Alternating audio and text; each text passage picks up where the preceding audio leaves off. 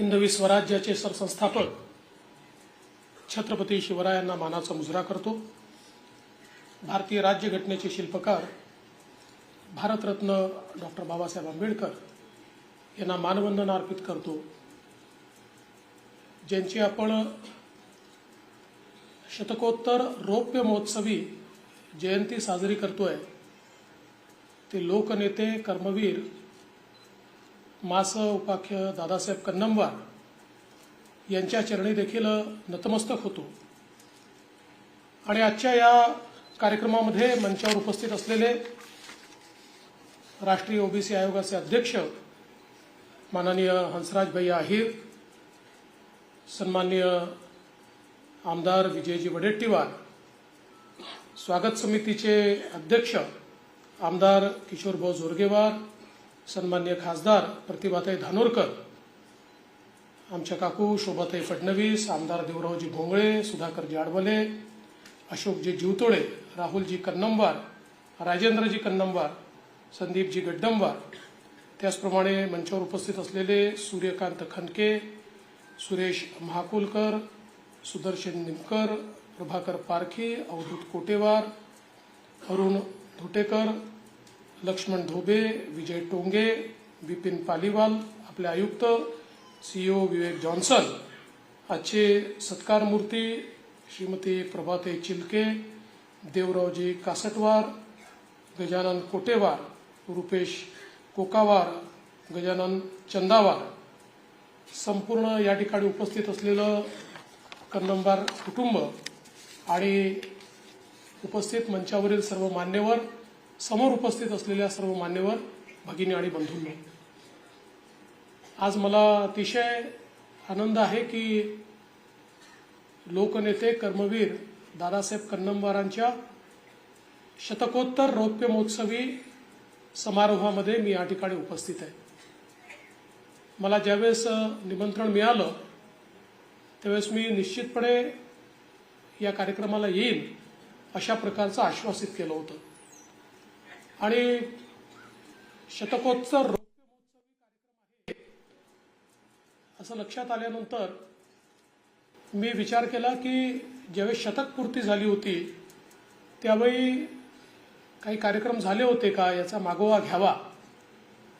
तर माझ्या असं लक्षात आलं की दुर्दैवाने त्या काळामध्ये एक फक्त मुख्यमंत्र्यांची बैठक झाली, कार्यक्रम घ्यावा असं ठरलं, पण जी काही कारणं असतील त्या कारणांमुळे ती जी काही शतकी अशा प्रकारची जयंती होती किंवा त्या जयंतीचं जे वर्ष होतं ते काही त्या ठिकाणी साजरं होऊ शकलं नव्हतं।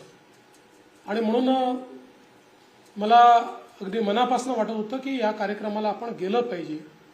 याचं कारण दादासाहेब कन्नमवार यांच्यासारखा एक नेता ज्यांनी देशाच्या स्वातंत्र्य संग्रामामध्ये सहभाग घेतला आणि सातत्याने आपल्या जिल्ह्याचा आपल्या राज्याचा विकास झाला पाहिजे हा ध्यास घेऊन एक व्रतस्थ अशा प्रकारचं जीवन ते सातत्याने जगले। आणि म्हणूनच अशा प्रकारच्या नेत्याचा समाजाला विसर पडू नये। समाजामध्ये अशा प्रकारचे जे नेते असतात हेच खऱ्या अर्थानं पुढच्या पिढ्यांना प्रेरणा देत असतात। आणि म्हणूनच मी हा निर्णय केला की हा कार्यक्रम आपण स्वीकारला पाहिजे आणि या कार्यक्रमाला आपण गेलो पाहिजे। आणि या निमित्ताने कर्मवीर दादासाहेब कन्नमवारांची आठवण ही पुन्हा एकदा समाजातल्या नव्या पिढीला झाली पाहिजे या दृष्टीने आज या ठिकाणी मी आलो। आणि म्हणून या समितीचे मी अतिशय मनापासून आभार मानतो की या चांगल्या कार्यक्रमाकरता आपण या ठिकाणी मला निमंत्रित केलं। मगाशी बोलत असताना आमच्या दोन्ही वक्त्यांनी सांगितलं वारांच्या संदर्भात, मला माहिती आहे वाघांचा आणि वारांचा जिल्हा आहे, पण जे सुधीर भाऊ मुनगंटीवार तर आमचे नेतेच आहेत, विजय भाऊ असतील किंवा किशोर भाऊ असतील आमचे मित्र आहेत। पण तुम्हाला एक सांगतो की कुठलेही वार असले तरी देखील त्यांचा आम्ही सन्मानच करतो, कारण आम्ही हेडगेवारांची अनुयायी आहे। त्याच्यामुळे वार हे आडनाव आल्याबरोबर आमचे हात असेच असतात। पण दादासाहेब कन्नमवारांनी ज्याचा इथे उल्लेख झाला की तुलनेनं कमी लोकसंख्या असलेला समाज, तुलनेनं थोडा मागास असलेला समाज किंवा मेहनतीचं कार्य करणारा समाज, अशा समाजात जन्म घेतल्यानंतर आणि दुर्दैवाने गरिबीत जीवन जगत असताना फार शिक्षण घेण्याची संधी न मिळता देखील ज्या प्रकारे त्यांनी आपलं व्यक्तिमत्व तयार केलं आपल्या स्वतःच्या मेहनतीनं, आणि महात्मा गांधी असतील, लोकमान्य टिळक असतील, यांचा एक मोठा पगडा हा त्या ठिकाणी दादासाहेबांवर होता आणि त्या सगळ्या विचारातनं त्यांचं नेतृत्व हे तयार होत गेलं. आणि म्हणूनच त्या काळामध्ये काँग्रेसचं काम त्यांनी सुरू केलं, वेगवेगळ्या आंदोलनांमध्ये ते सहभागी झाले आणि इतकं त्या सगळ्या स्वातंत्र्य लढ्याचं ते अगदी मंत्रमुग्ध करणारा तो काळ होता की ज्या काळामध्ये असं सांगतात की 1941ला त्यांच्या कन्येचं निधन झालं आणि त्या ठिकाणी कन्येला अग्नी द्यायची वेळ होती, पण ते मात्र नागपूरमध्ये एक आंदोलन चाललं होतं इंग्रजांच्या विरुद्ध आणि त्या आंदोलनाचं नेतृत्व ते करत होते आणि नेतृत्व करत असल्यामुळे ते त्या ठिकाणी अग्नी देण्याकरता किंवा अंतिम संस्काराला देखील जाऊ शकले नाहीत. अशा प्रकारची मंडळी होती की जी ध्येयवादाने प्रेरित होती. आपलं जे ध्येय आहे ते पूर्ण केल्याशिवाय आपल्याला शांत बसता येणार नाही अशा प्रकारचा विचार करणारी मंडळी होती आणि म्हणूनच एक मोठं संघटन हे त्यांनी उभं केलं. मगाशी ज्याचा उल्लेख झाला त्यांना आपलं जे मध्य प्रदेशचं राज्य होतं त्याच्यामध्ये मंत्री म्हणून काम करण्याची संधी मिळाली. पण सगळ्यात महत्वाचं होतं की त्या काळामध्ये आपल्याला कल्पना आहे की मोठ्या प्रमाणात विदर्भ वेगळा झाला पाहिजे या संदर्भातल्या विदर्भातल्या नेत्यांमध्ये एक आंदोलन होतं, एक सगळ्यांची इच्छा होती. पण पंडित नेहरूजींनी त्या काळामध्ये सांगितलं की मुंबई ही महाराष्ट्राला जर मिळायची असेल तर सर्व मराठी भाषिकांचं एक राज्य करा, अन्यथा ही मुंबई गुजरातला जाईल. आणि मग महाराष्ट्रातल्या नेत्यांनी आणि विशेषतः यशवंतराव चव्हाणांनी विदर्भातल्या नेत्यांना साथ घातली की जर मराठी भाषिक सगळे एक झाले नाही तर मुंबई जी आपली आहे, महाराष्ट्राची आहे, मराठी माणसाची आहे, हे गुजरातला जाईल आणि म्हणून तुम्ही त्या ठिकाणी एकत्रित या. खरं म्हणजे याचा उल्लेख मगाशी झाला की ज्यावेळेस संयुक्त महाराष्ट्र तयार झाला आणि संयुक्त महाराष्ट्राचे पहिले मुख्यमंत्री कोण असा प्रश्न होता, त्याही वेळी विदर्भातल्या 54 आमदारांमध्ये अनेक लोकांचं मत होतं की आताच वेळ आहे, आता पुन्हा एकदा आपण ताणून धरूया की विदर्भ वेगळा करा आणि आम्हाला त्या ठिकाणी काही ना काही पद द्या. पण त्यावेळी दादासाहेब कन्नमवारांनी भूमिका घेतली की आता ही वेळ नाही आहे, आता आपण महाराष्ट्र एकत्रित केलेला आहे, या महाराष्ट्राला पुढे न्यायचं आहे आणि महाराष्ट्राला पुढे न्यायचं असेल तर यशवंतराव चव्हाण एक द्रष्ट नेतृत्व आहे, या नेतृत्वाच्या पाठीमागे आपण सगळ्या 54 लोकांनी उभं राहिलं पाहिजे आणि त्यातनं खऱ्या अर्थानं एक मोठं पाठबळ हे यशवंतराव चव्हाणांना त्या काळामध्ये दादासाहेबांमुळे मिळालं. आणि मग यशवंतरावांनी ज्या प्रकारे महाराष्ट्राची देशाची सेवा केली ही आपण सगळ्यांनी बघितलेली आहे. यशवंतराव त्या ठिकाणी दिल्लीला गेल्यानंतर कन्नमवार साहेबांना, दादासाहेबांना खरं म्हणजे महाराष्ट्राची धुरा त्या ठिकाणी मिळाली आणि तो काळ असा होता की आपल्याला माहिती आहे युद्धाचा काळ होता. युद्धाच्या काळामध्ये या महाराष्ट्रामध्ये दादासाहेबांनी, कारण त्यावेळी आव्हान करण्यात आलं होतं की देशाला पैशाची गरज आहे, देशाला शस्त्रास्त्र खरेदी करायची आहे, देश चालवायचा असेल तर पैसा लागणार आहे आणि म्हणून वेगवेगळ्या राज्यांनी त्या ठिकाणी पैसा जमा करणं सुरू केलं. दादासाहेबांनी आव्हान केलं लोकांना की तुमच्याकडे जे असेल ते तुम्ही द्या, जसं असेल तसं द्या. देशातल्या त्या काळच्या सगळ्या आपल्या राष्ट्रीय नेत्यांनी देखील तशा प्रकारे, लालबहादूर शास्त्री असतील किंवा इतर नेत्यांनी देखील हे आव्हान केलं आणि त्या आव्हानाला महाराष्ट्राने प्रचंड प्रतिसाद त्या काळामध्ये दिला आणि त्या काळामध्ये देशामध्ये सर्वाधिक 7-7.5 कोटी रुपये हे महाराष्ट्राने जमा करून त्या काळामध्ये हे देशाच्या या लढ्यामध्ये दिले. हा देखील इतिहास आपण सगळ्यांनी अतिशय जवळून बघितलेला आहे. आणि म्हणून अशा प्रकारच्या या सगळ्या परिस्थितीमध्ये दादासाहेबांचे जे कार्य आहे, मगाशी उल्लेख झाला की एक द्रष्टा नेता कसा असतो तर आपल्याला शिक्षण आणि आरोग्य या 2 गोष्टींकडे लक्ष दिलं पाहिजे. म्हणून प्रत्येक जिल्ह्यामध्ये जिल्हा आरोग्य केंद्र असलं पाहिजे, दवाखाना असला पाहिजे, ही संकल्पना मानणारे दादासाहेब होते. आज तर आपल्याला त्याच्या पलीकडे आपण गेलो, आता आपण जिल्हा तिथे मेडिकल कॉलेज केलं, पण अगदी त्या ठिकाणी ज्या प्राथमिक सेवा आहेत त्या सेवांची सुरुवात करायची, या संदर्भात दादासाहेबांचं जे काम होतं ते मला असं वाटतं अत्यंत महत्वाचं होतं. खरं म्हणजे त्यांना मुख्यमंत्री म्हणून फार कमी काळ मिळाला. ते 1 वर्ष 4 दिवस एवढेच काळ ते मुख्यमंत्री होते आणि त्यानंतर दुःखद त्यांचं निधन झालं. कदाचित अधिक काळ मुख्यमंत्री ते राहू शकले असते तर अजून विकासाचे जे त्यांच्या संकल्पना आहेत त्या संकल्पना त्यांनी निश्चितपणे मांडल्या असत्या.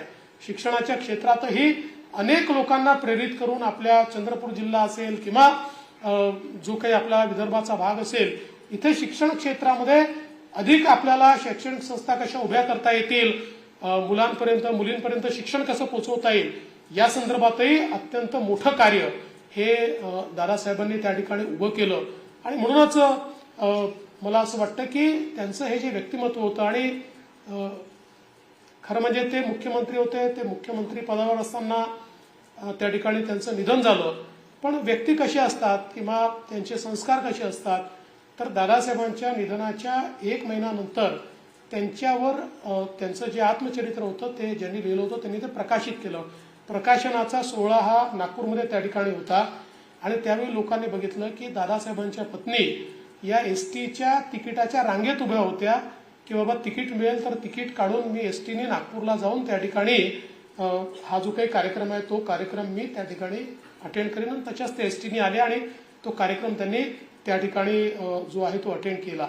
त्यामुळे ही सगळी जी एक प्रेरणादायी अशा प्रकारची जी व्यक्तिमत्व आहेत की ज्यांनी आपल्या जीवनामध्ये काही मानकं तयार केली, ज्यांनी आपल्या जीवनामध्ये जनतेचा विचार हा सातत्याने आपल्या मनामध्ये ठेवला, त्यामध्ये दादासाहेब आहेत. आणि म्हणूनच आपण त्यांना कर्मवीर म्हणतो, कारण ज्यांनी आपल्या जीवनामध्ये कर्म केलेलं आहे, ज्यांनी कर्मातून समाज उभा केलेला आहे, त्यांना आपण कर्मवीर म्हणत असतो. असे दादासाहेब या ठिकाणी आहेत. आणि मला या गोष्टीचा आनंद आहे. मगाशी किशोरभाऊंनी सांगितलं हे खरंच आहे की शेवटी दादासाहेब आमच्या मूलचेच होते. त्याच्यामुळे आणि शोभाताई या ठिकाणी त्या सांगू शकतात की माझं तर सगळं लहानपण हे मूलमध्येच गेलं. म्हणजे अगदी कॉलेजमध्ये जातपर्यंत मला असं वाटतं वर्षातले 4 महिने तरी आम्ही मूलमध्ये राहायचो. त्याच्यामुळे मला असं वाटतं की एक त्यांच्याशी त्या प्रकारे नाळ माझी जुळलेली आहे. ते मूल किंवा चंद्रपूर जिल्ह्यातनं ते पहिले मुख्यमंत्री होते, मग मी मुख्यमंत्री झालो. असे 2 मुख्यमंत्री हे खरं म्हणजे आपण या ठिकाणी दिलेले आहेत. आणि त्यात दुसरं महत्वाचं असं आहे की तेही आधी उपमुख्यमंत्री होते आणि मग मुख्यमंत्री झाले. मी अर्थात मुख्यमंत्र्याचा उपमुख्यमंत्री झालो आणि पुन्हा मुख्यमंत्री झालो. पण निश्चितपणे हेही एक साम्य आमच्यामध्ये त्या ठिकाणी आहे. आणि मला असं वाटतं की याचा मला अतिशय अभिमान आहे की आपल्या जिल्ह्यातला आपल्या गावातला एक व्यक्ती ज्यांनी खऱ्या अर्थानं या महाराष्ट्राच्या विकासामध्ये एक मोठं योगदान या ठिकाणी दिलं, असा व्यक्ती हा आज त्यांची शतकोत्तर आपण रौप्य महोत्सवी अशा प्रकारची जन्मजयंती साजरी करतोय. आणि त्या कार्यक्रमामध्ये उपस्थित राहण्याची संधी ही निश्चितपणे मला मिळाली. आज खरं म्हणजे चंद्रपूरला आल्यानंतर आई महाकालीचा आशीर्वाद देखील या ठिकाणी घेता आला. आई महाकाली अशी आहे की जिच्या आशीर्वादानं खरं म्हणजे आपली सगळी विघ्न दूर होतात. त्यामुळे मला असं वाटतं की आपल्या ज्या पूर्व सगळ्या नेते मंडळींनी जे काही कार्य या ठिकाणी हातामध्ये घेतलंय ते कार्य आपल्याला पूर्ण करायचं, सामान्य माणसाच्या जीवनात परिवर्तन करायचं, अशा प्रकारची शक्ती आपल्याला मिळण्याचा आशीर्वादच हा आपण त्या ठिकाणी खरं म्हणजे आई महाकालीकडनं मागत असतो. आणि मी एवढंच विश्वासाने किशोरभाऊ किंवा या ठिकाणी विजयभाऊ आपल्याला सांगू इच्छितो की आपण जी या ठिकाणी एक अपेक्षा व्यक्त केलेली आहे, तर हा आपलाच जिल्हा असल्यामुळे म्हणजे याचा मी पालकमंत्री असो की नसो, पण या जिल्ह्याच्या बद्दल मनापासून प्रेम हे माझ्या मनामध्ये आहे. त्यामुळे जिल्ह्याच्या संदर्भातल्या ज्या काही अडचणी असतील आपण सगळे मिळून त्या निश्चितपणे सोडवू. त्यामुळे जिल्ह्याला वाली नाही असं म्हणण्याचं कारणच नाही, आपण सगळेच वाली आहोत. त्याच्यामुळे कोणी सुग्रीव नाही आहे.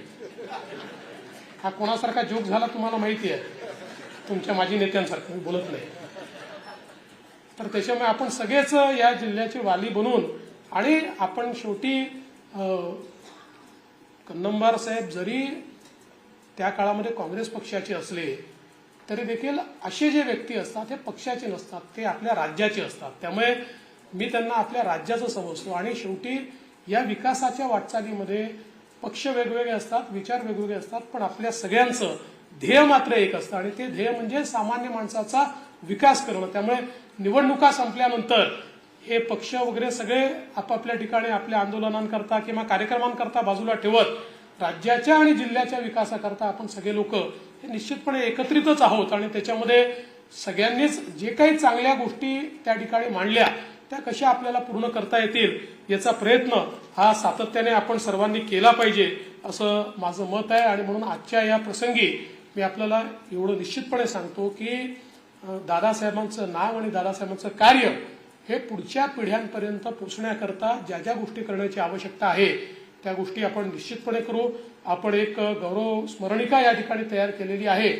पण या शतकोत्तर रौप्य महोत्सवाच्या निमित्ताने माननीय अध्यक्ष विधानसभा मी यांना विनंती करेन की आपण अशा प्रकारचे जे आपले नेते आहेत यांच्या संदर्भातला गौरव ग्रंथ हा आपल्या राष्ट्रकुल संसदीय मंडळाच्या माध्यमातून विधानसभा प्रकाशित करते तशा प्रकारचा त्यांच्या कार्याचा गौरवाचा एक ग्रंथ हा राष्ट्रकुल संसदीय मंडळाच्या माध्यमातून विधानसभेच्या आपल्या आवारामध्ये आपण त्या ठिकाणी कार्यक्रम घेऊन आणि त्या सगळ्या त्यांच्या ज्या काही आठवणी आहेत त्यांचं जे कार्य आहे खरं म्हणजे मी ज्यावेळेस हा ग्रंथ चाळत होतो अनेक चांगल्या लेखकांनी इतक्या गोष्टी त्याच्यामध्ये लिहिलेल्या आहेत.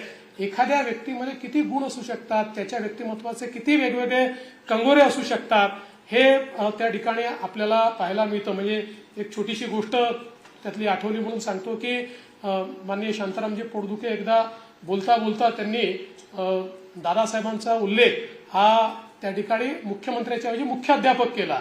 तर दादासाहेब लगेच बसल्या बसल्या त्यांना म्हणाले तुम्ही अजून शाळेतच दिसताय. तर अशा प्रकारच्या या ज्या छोट्या छोट्या घटना असतात की ज्यातनं माणसांची व्यक्तिमत्व आपल्याला पाहायला मिळतात तर अशा सगळ्या गोष्टी या गौरव ग्रंथामध्ये किंवा त्यांच्या आठवणींच्या ग्रंथामध्ये निश्चितपणे आपण आणू आणि त्यांचं नाव त्यांची स्मृती राहायला पाहिजे या दृष्टीनं ज्या ज्या काही गोष्टी आपण त्या ठिकाणी सूचित करतात आपण सगळ्यांची चर्चा करून निश्चितपणे त्या संदर्भातले निर्णय घेऊ एवढंच या निमित्ताने मी सांगतो. आणि म्हणजे माझ्या जिल्ह्यातले एक व्यक्ती की ज्यांनी एवढी उंची गाठली त्यांचा गौरव करण्याकरता मला येता आलं याबद्दल या समितीचे मी अतिशय मनापासून आभार मानतो आणि माझं बोलणं संपवतो. धन्यवाद. जय हिंद.